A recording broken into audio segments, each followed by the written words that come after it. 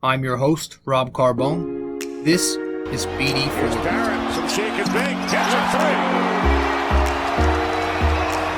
Stands alive in the crowd. Oh, hang on to the roof. Goodbye. Anthony for three. Bang! That one goes down. Gotta put four fingers up when Torres comes to the plate. The wall. See ya. See ya. Out here, the pistol comes under. Got it. Yankees win. Man, I told everybody. I told everyone. Everybody was doubting them. You know, the Yankees were at one point, I want to say 10.5 back. They were dead 500. I believe it was 41-41 or something like that during that Mets series. Everybody counted them out. And here's me. Here's me. Positive Rob. Positive RJ. Optimistic as can be. Telling everybody. Baseball's a long season. You just got to be patient. Sometimes teams hit their stride late in the year. It's better to struggle early than to struggle late. And you guys were doubting that. And I told everybody, I said, don't doubt this Yankees team. They are for real. What's going on, everybody? I'm your host, RJ Carbone. This is episode 275 of the podcast BD4, where there is no better way to get your Yankees and Knicks analysis. Is it the cat that ran on the field? Is it the trade deadline? Is it the fact that... I don't know. There was something else I wanted to add in there that kind of correlates to their hot stretch over the last month plus, but I couldn't figure it out. But whatever it is, it's working. Whatever you want to put as the fire starter, whatever you count as the catalyst for this stretch the Yankees are on, go for it. Because winning is winning, man. And they're playing good right now. Listen, I was... And I'm not going to try to sit here and act like they won the World Series, but yeah, I was very much down on this team. I was in the dumps. I was out at one point. I started saying over and over, I am out on the New York Yankees. In fact, that was one of the thumbnails to this podcast. If you watch it on YouTube, subscribe to YouTube, to BD4 on YouTube if you haven't yet. But no, man, listen, I'm a culprit. And let's be real. I mean, a lot of fans were saying the same thing. This team looked at 10.5 out, 40-40 in the middle of the year. Yeah, you're going to be upset. Didn't look like the front office was into it. Didn't look like Aaron Boone's job was going to be here, was going to be safe. It looked very grim. A lot of things to question. Was Cole going to be the same after the spider tack nonsense? Was, it was bad. And not to say that this team is now going to win the World Series 110%, but this looks like a baseball team that actually has a chance now to do something good, to do something great. It looks like a team that actually has a chance. Okay, read that. Listen to that again. They look competent. They look like a baseball contending team. They look like a team who knows how to play the game and is enjoying the game. So they continue to play better. They're more athletic. They're more exciting. The crowd is getting into it. Boone is making better decisions in that bullpen. We've got fill-ins like Velasquez, Bronx native making big moments, and Wade is producing. Guys are using the whole field of the plate. We're balancing out the lineup now with some lefties in here. Alex Cora even gave us some praise after the game 2 of the doubleheader. If you give a shit. I don't. So, yeah. Whatever you want to pinpoint, it's working. My buddy Greg, who is the host of Yankee Crazy Podcast, go check him out. We got a cat counter from when that cat ran on the field. I think it was during the Baltimore Orioles series at the stadium a few weeks back. The Yankees are now 13-3 since the cat ran on the field. And So that's where I'm going with here. But you can go back to the deadline. You can go back a little further than that too. I don't know the numbers. They're not in front of me, but I know that they have one of the best records in the game since, not too much before the deadline. So they now have won, tonight was 6 wins in a row. And they are now 17 games above 500, which is insane to think about. They're now 17 games above 500, 3 percentage points away from a 600 record. Did not think, and the 600 record is usually like the benchmark for great teams in the regular season. I like to look at 600 is the top tier clubs get 600. And we're right there. And more importantly, though, we are in second place now in this division. 5 games back. But we are now a playoff team. As it stands today, we are leading the first wild card. I don't know what Oakland's doing right now. They're playing Chicago. It's a pretty tight game last I checked, but the Yankees are ahead of Boston. They took their spot. And of course, you have to look at teams. Don't forget about the Toronto Jays. The Blue Jays are always going to be hovering around. They have tremendous talent. And we're not done yet here. Boston could very well make another run. But it's a marathon of a season. So I love what I'm seeing. So if I have to eat my words, I will do it proudly. Nobody's a model fan. All right, don't come at me. Guys, if you haven't yet subscribed to this podcast, be sure to do that right now. You can listen to BD4 on the many platforms we are on. We are on Apple Podcasts, Spotify, SoundCloud, Google Podcasts. You can listen to us on all those platforms and more. And you can also watch the podcast on YouTube. The video feed is on YouTube, BD4.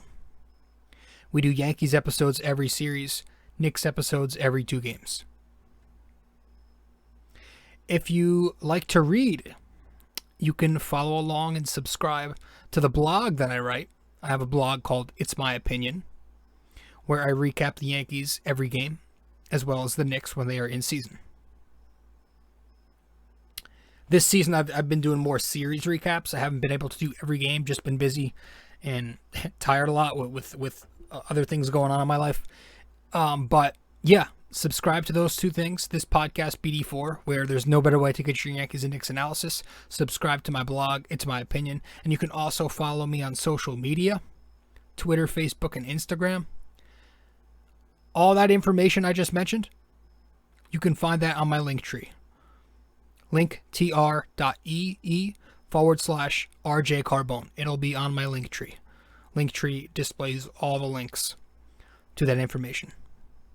So it'll have the 3 social media links and the many different platforms for the podcast when you click that link, as well as the blog. So thank you for stopping by. Episode 275. It's crazy we are 275 episodes in. I'm your host, RJ. Now, yeah, I mean, I don't know. I don't know that I can be disappointed at all right now in the Yankees. They're playing too well. They are winning series. They are winning a bunch of series. And they are finally sweeping some teams now, which was a big thing for me. Even when they were playing decent, I still wanted some sweeps because you can't just rely on winning series, especially against teams that you think you should be beating. And we finally got some sweeps, and this was an impressive team we swept. This was a very impressive team to sweep. I did not expect us to do this to the Boston Red Sox. We did it. So, yeah, man, that's impressive to me. Again, we're just playing good baseball. We're stealing bases, man. I feel like we're getting at least 2 stolen bases a game. We're running. We're doing sac flies. We're bunting. Joey Gallo attempted a bunt the other day. We're playing good defense. We don't even make those. Remember those ridiculous, absurd base running errors? We don't look like the same fundamentally fucked up team. Excuse my language. I don't like to curse anymore in the show, but we don't look like that team anymore. We look like a team that wants to win, a team that's hungry and is exciting to watch. And it's crazy because I didn't think I'd be saying that. And you know what? I caught myself a couple of minutes ago after the win. I caught myself. And I don't like doing this, but I did. I caught myself. I always like to visualize scenarios in my head of going to more playoff games at Yankee Stadium. This season, I haven't been doing that often, but I caught myself doing it.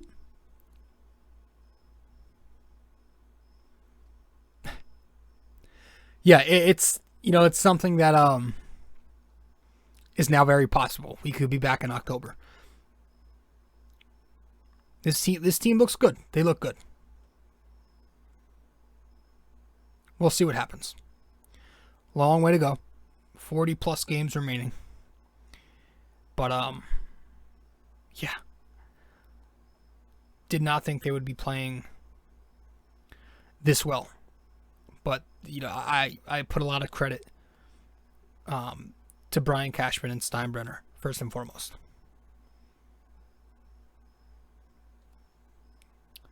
They went out and made the moves, and I think that really did jumpstart them. And, of course, Greg's cat. All right. So, welcome to the show. As I'm recording,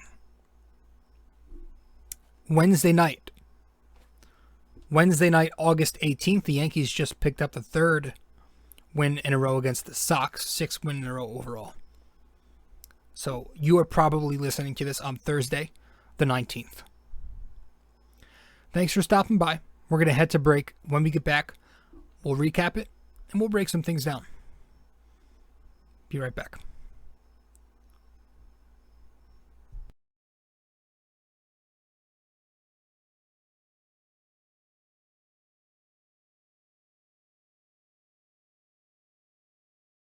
You are listening to RJ Carbone on BD4. If you haven't yet subscribed to this podcast, you can do that right now. BD4 is available on iTunes, Spotify, Google Podcasts, Anchor, and you can also watch it on YouTube. There are plenty of other platforms to find this podcast. All you have to do is go to linktr.ee/RJ Carbone. And that will take you to where you need to be. linktr.ee/RJ Carbone in order to subscribe to this podcast.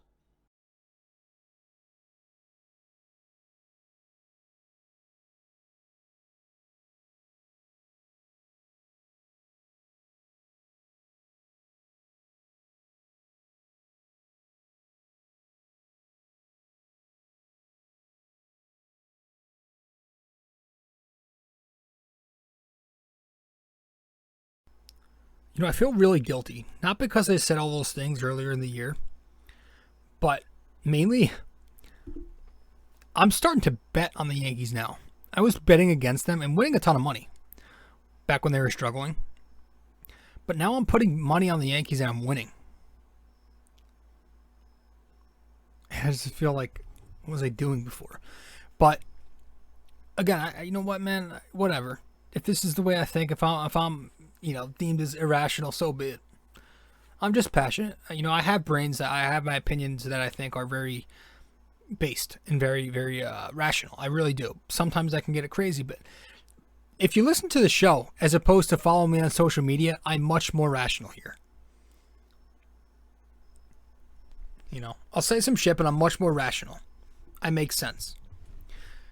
But I'm not really on Twitter as much as I had been earlier. I'm trying to give it up. So I haven't been on about a week or so, maybe 2. But yeah, just know that, if anything. So let's get to the first game of the set a few nights ago. Yankees take this home. First of all, they took the Angels game, right? I don't even think we should recap that one. That was an easy win. It was the makeup game from, I don't know, a month ago or so when they beat the Angels. Did they beat them 2 out of 3? Or, I don't know, 1 out of 2? I don't know. But they won that game. But game 1 of this Boston series. Boston comes to town at the stadium. Coming off, last time these two sides played, they took 3 of 4. But the Yankees win this one 5-3. And this is the first game of the doubleheader, so it's a 7-inning game. You had Montgomery versus Houck. And the Yankees get the Houck first. Bottom of the second, we get on the board. With 1 out, Luke Voit is hit by a pitch. Then you have Rutten and Odor singling. Gary lines out in his first at back from the COVID list. But then Tyler Wade comes to the plate, gets a base hit to load them up. That's when you get Bronx native, what's his name, Andrew Velasquez, with one of his many big moments this series. Delivers the big 2-run single up the middle to score 2 runs for the Yankees to put them up 2-0. Boston does answer back on the top of the third. Monty retires the leadoff batter, but then he lets up a single and then issues a walk. Then he gets a ground out for his second out, but that advances the runners, and then he goes 0-2 on Bogarts, but this is where he misplaces a fastball, and a base hit ties the game at 2.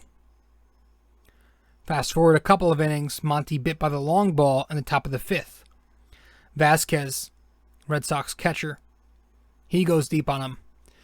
Monty leaves a cutter middle, and it's 3-2 Boston. But that's the big 5th inning. Bottom of the 5th versus Whitlock. I believe that's the guy we lost in the Rule 5. The Yanks answer back and take a permanent lead. Gardy and Judge work 1-out walks. Then you get a pitching change for the lefty Taylor to face Gallo, but he also walks. So you got bases loaded and 1 out for Luke Voit. And Voit also had himself a big series like Vasquez. Well, Velasquez. Voit jumps first pitch fastball, gets a bloop hit, and scores 2. Yanks up 4-3. Then Stanton pinch hitting for Odor to get the righty on lefty mismatch. So good call there by Boone. He singles up the middle. Gallo scores. It's 5-3 Yankees. The pen shuts it down from there, and we win.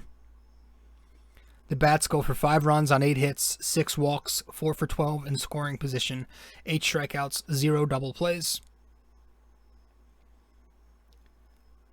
Few moments where we could have gotten more.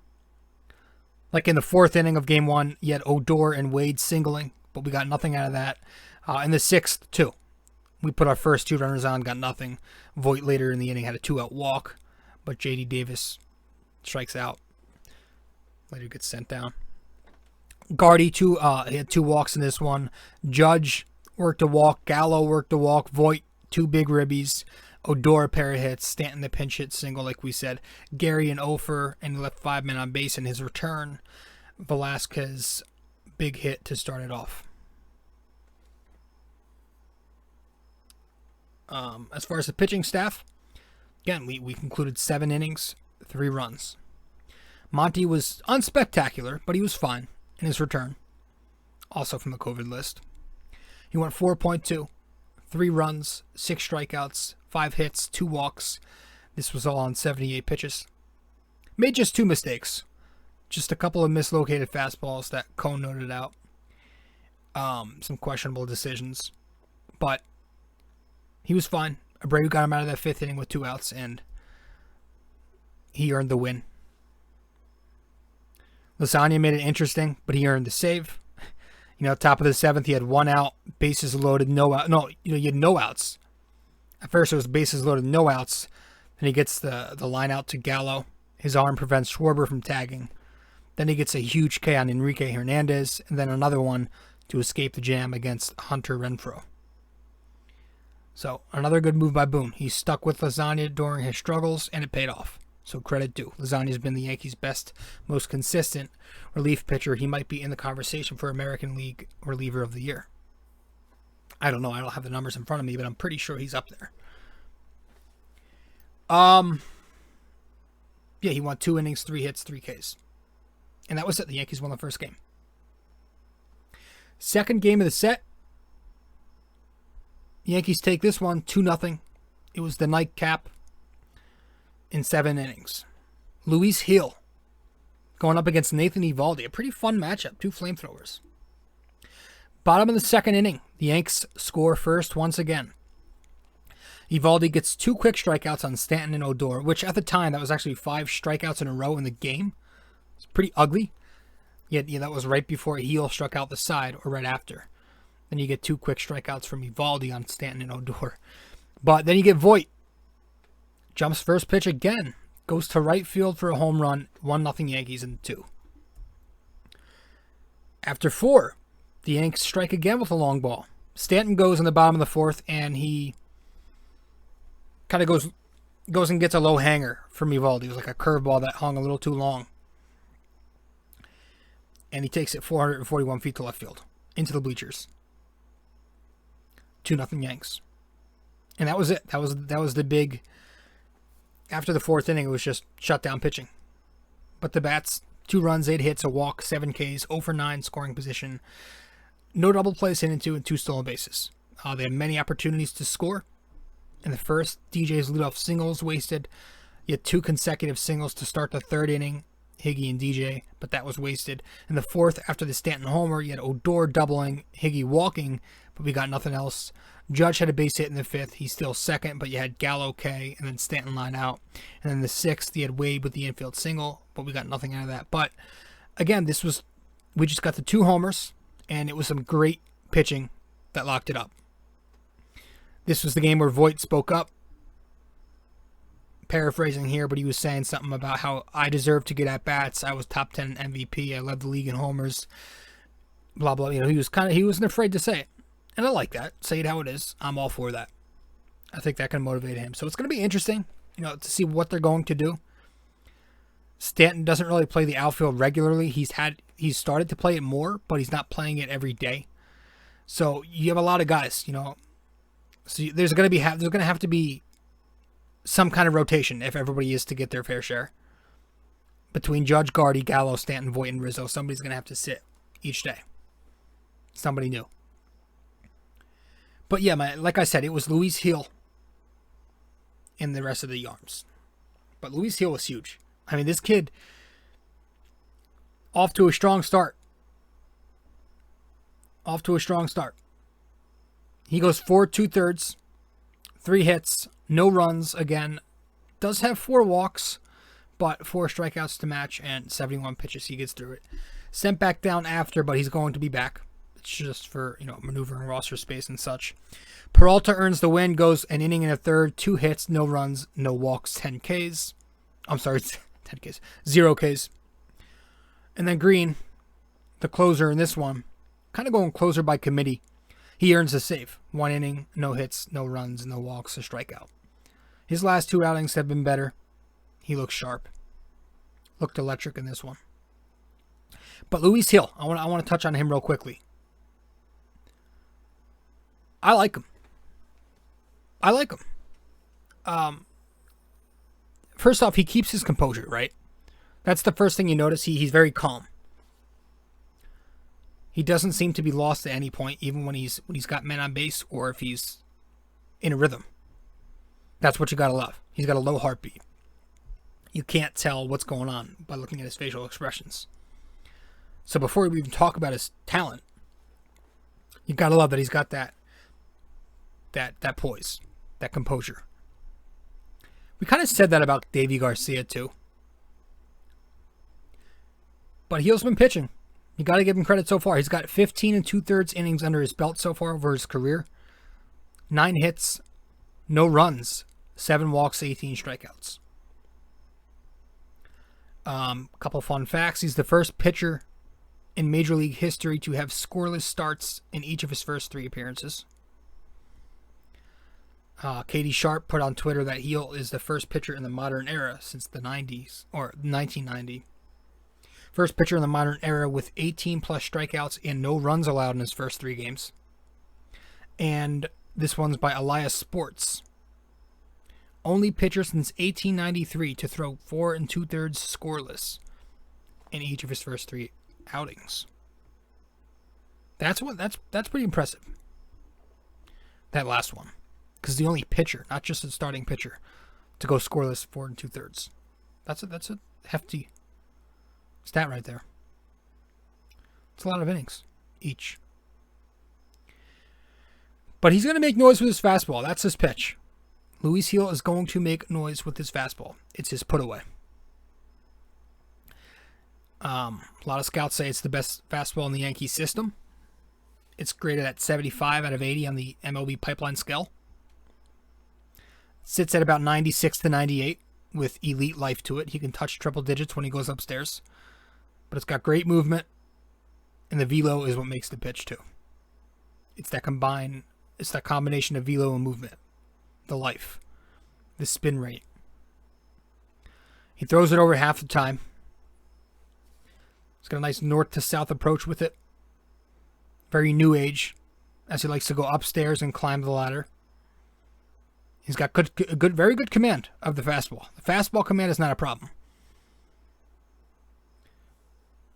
It's some of his other pitches. His slider is his biggest off-speed weapon, but sometimes that looks like a power curve at times, or sometimes a cutter, because he throws it very hard. But with that pitch, he struggles sometimes with command. You know, a very high walk rate in the minors on a year-to-year basis. But it's not just the walks. A lot of times he's going to lose command with that slider in the zone. So we got to watch out for that.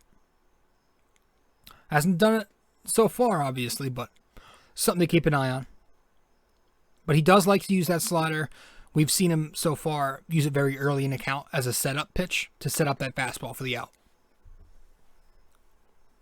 But it's a pitch that you could see has big league potential because it moves a lot and he can throw it hard.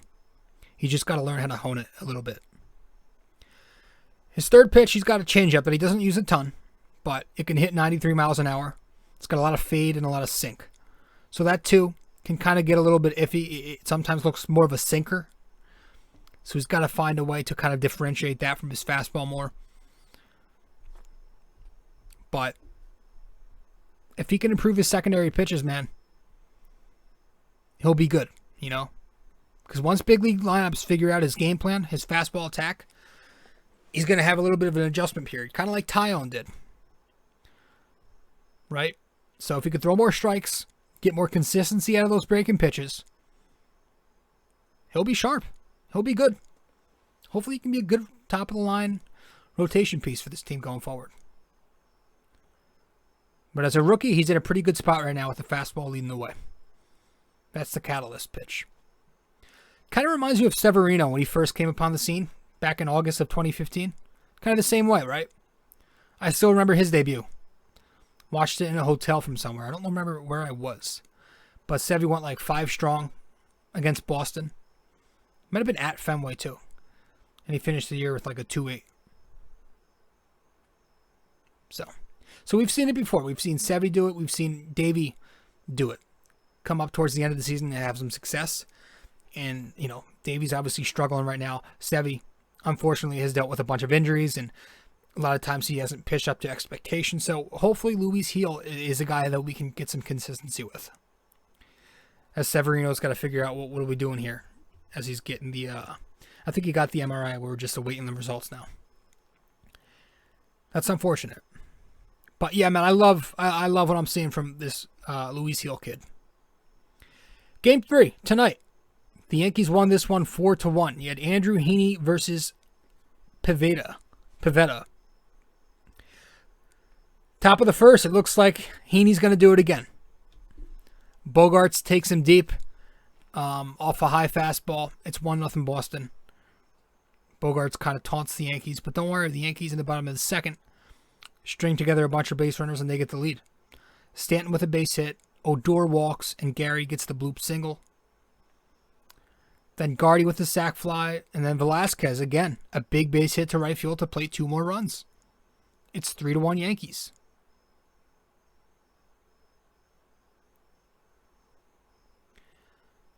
Velasquez steals second. DJ grounds out, but Rizzo had he hits a hard grounder to first. I think they counted it as an infield single. So that's an RBI single. 4-1 Yankees. Pivetta eventually pulled when he walks Judge. The Yankees didn't get anything else that inning, though, until the bottom of the 8th when they tacked on. Gary shoots a double into the right center gap. I think it was against Ottavino. I'm not sure. I can't remember. And then Velasquez singles on a ground ball to Verdugo. 2 more come across.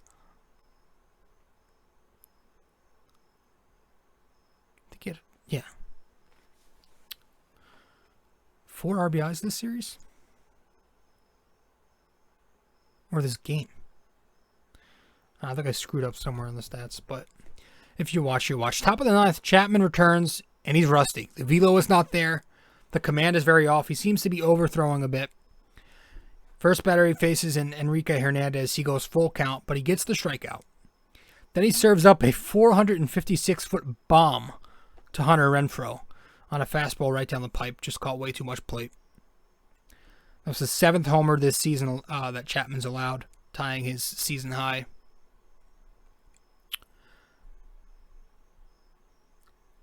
Litke starts to warm up as Chapman walks Bogarts. Then he gets Devers 0-2, but he gives him a splitter, and Devers smokes it for a hardline drive. Rizzo knocks it down, and he gets the out. And then you get J.D. Martinez at the plate, but Chapman throws him a first pitch fastball, and he gets a base hit to right. Brings up the tying run with first and third and 2 outs. That's when Chapman gets pulled for Litke. Litke comes in. Long at bat against Plawecki, but he gets the job done versus the right-hander. Tough ground ball to Velasquez's right, but he fields it. Hard throw that bounces to Rizzo. Rizzo positions himself nicely. He fields it cleanly, and the Yanks win. They review the play. Not conclusive enough to overturn the Yanks win. It's a great play. Rizzo comes back, and he already makes an impact on both ends. Velasquez, Bronx native. Cool story there. Who knows how long he's going to be a Yankee.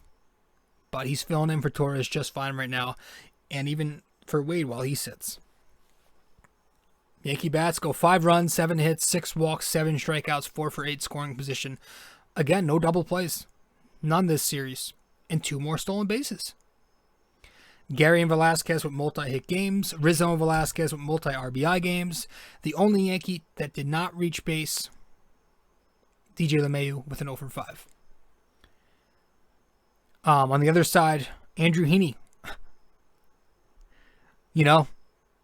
Trying to change the narrative here. Right? Just one episode ago, I was talking about how he should not be in the rotation when Kluber and Domingo get back soon. It should be Cortez in there.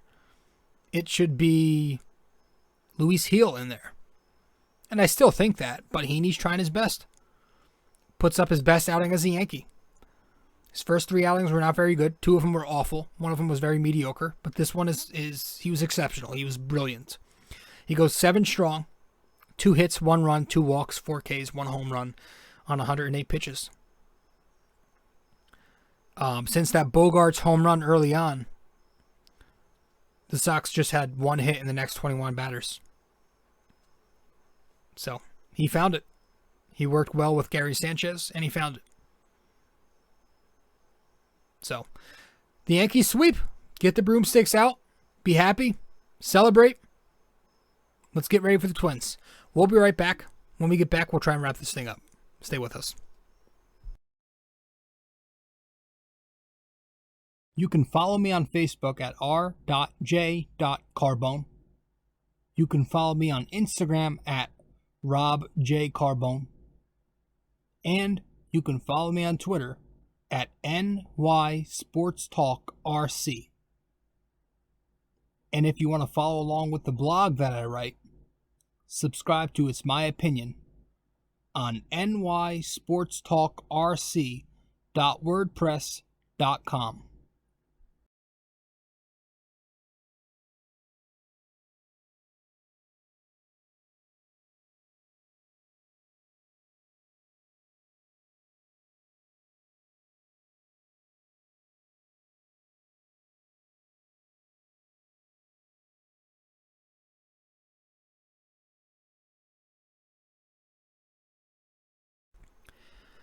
So, all's looking pretty good right now. Yanks may be changing the tune a little bit. Boston especially against Boston. Boston wins the first game, 7 games against New York this season.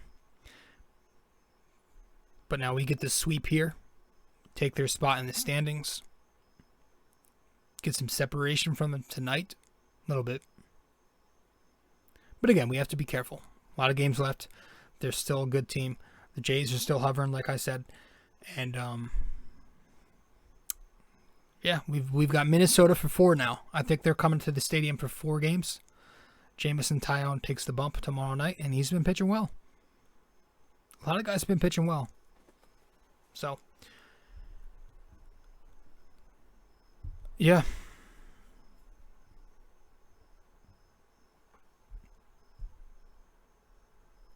Let's get to the, sorry, just trying to situate this here.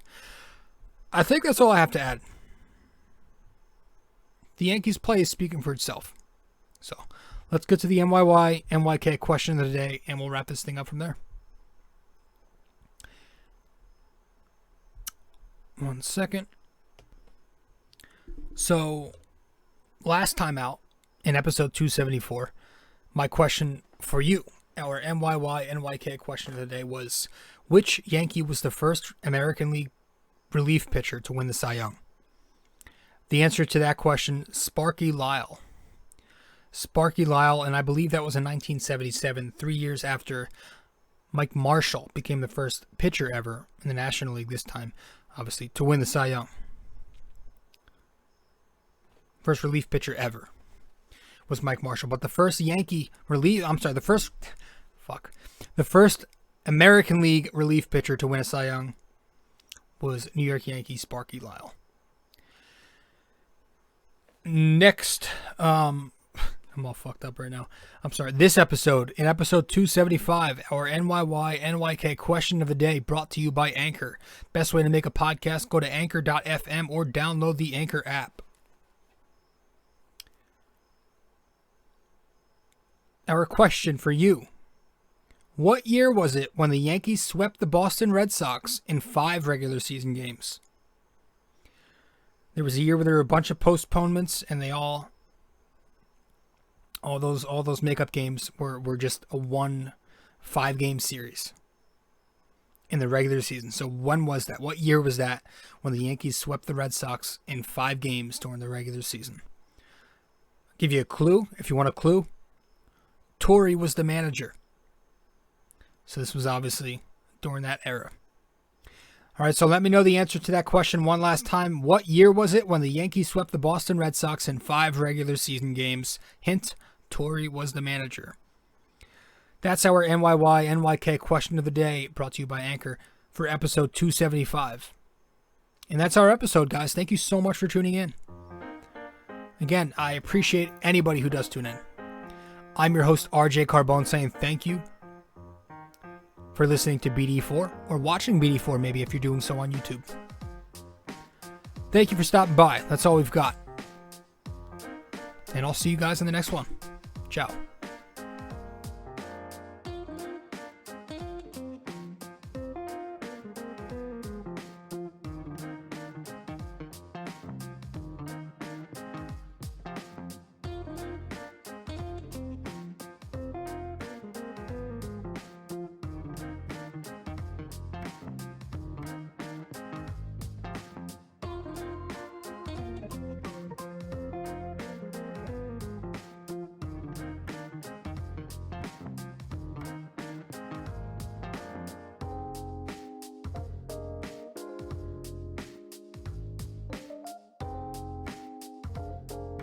This episode is brought to you by Anchor, podcasting made easy.